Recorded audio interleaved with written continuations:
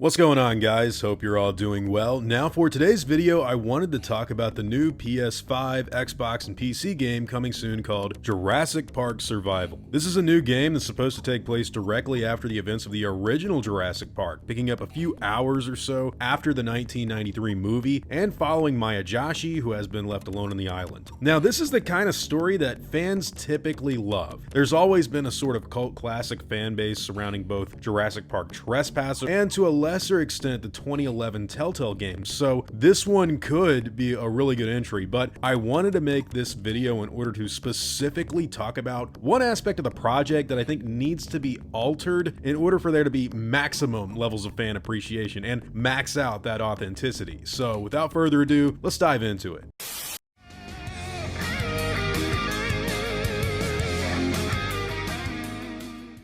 So I'm not sure if all of you guys are aware of this or not, but the original Jurassic Park's dinosaur designs are actually not identical to the Jurassic World models that were used in the newer trilogy. Now, I've talked about this a lot over the years, and admittedly, I was kind of a jerk when it came to this topic in the past. There are other opinions out there that, you know, we gotta be tolerable to at the very least when it comes to a dinosaur franchise. But I wanted to try and explain why this matters so much to people and why I think Jurassic Park Survival should definitely take a look at what we're talking about before the game comes out in 2025 or 2026. It's a ways off, so they could definitely implement this in some way, shape, or form. So when it comes to the new video game, they are actually using the Jurassic World models for some of the animals, or at least they are more similar to the Jurassic World movies than the 1993 film. The Velociraptor and Gallimimus in particular look like they are taken from the newer movies instead of the 1993 one, and you may not really think this is too big of a deal, but because the movie is set directly after the events of the 1993 entry, it does actually matter to people, especially in regards to a certain dinosaur. We're going to talk more about that later, but when it comes to the Jurassic Park trilogy and comparing those films to the newer World series, we know that obviously there's different clones involved. They're not all the same animals. The raptors from the 1993 movie that were on that island look radically different to the ones in JP3 and even in the Lost World because there's no males. But the Jurassic World clones have a way more distinct skull shape and body look. So if we're actually going to be getting raptors circa 1993, especially if one of them was the same creature that was running around in the first movie locked in the freezer, well, I do think it would be cool if they looked identical. It just helps boost the cohesiveness of the designs for everything, and the movie and game are able to flow better with one another. Makes sense. You know, once you get into the World movies, you start seeing newer variations of older animals, and it makes sense as far as the canon goes, and I'm not really knocking that. I think it's cool, but I still think if something is set directly after the original 1993 movie with the same animals from Jurassic Park, well, it really should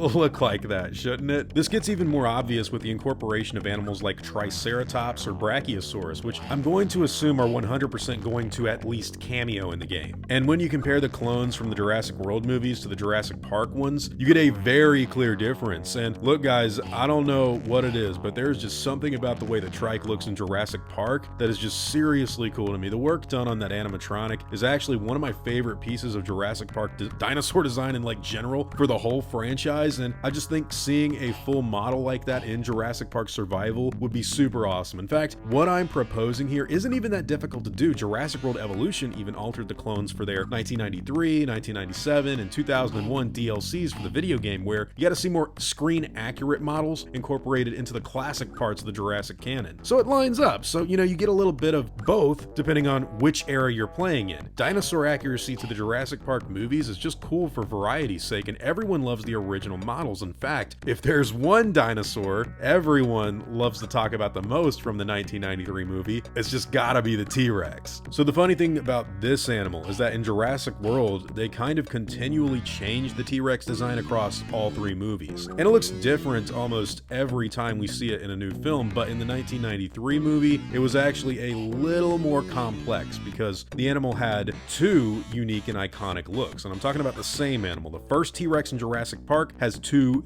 different looks, both of which are kind of instantly recognizable whenever you see them. The Stan Winston animatronic and then the Spaz Williams CGI model. Now the CGI model was the one that we actually saw the most in Jurassic Park, and that's also the T-Rex design that Spielberg asked to have altered to be a little more menacing in the movie. There are some slight adjustments here and there that make it look pretty gnarly in my opinion, and you can always tell the differences whenever you compare these models to each other. Now, the T-Rex is kind of a specific case because most people just want to see a model that is a one-to-one replica of the Stan Winston animatronic, because you know animatronics, there's like a big fuss about them being cooler than CGI, and the T-Rex just looks super cool from Stan Winston. They don't really care to have the CGI model from the 1993 film replicated at all. Now, if you take a look at the Rex model used in the trailer, it clearly looks more like the animatronic from 1993 than it does the model from ILM. That's why I used the two pictures for the thumbnail to give you guys a good look at how different the two of them are. But when you compare the model from the trailer to the model in the gameplay footage, it looks like the one in the game looks way more like the one from a Jurassic World movie or game. So it looks like we've already seen a couple of different T-Rex designs. Once again, there is favoritism towards the Stan Winston model by people, and I have seen a lot more people only say they want that. I can't really go that far, man. I actually love the 1993 CGI model, but the Stan Winston animatronic is obviously super iconic too. I think it would have been really cool to see both somehow in the project, maybe one for the gameplay and one for the trailers, or one for the cutscenes, one for the gameplay, but I'm not gonna act like that's a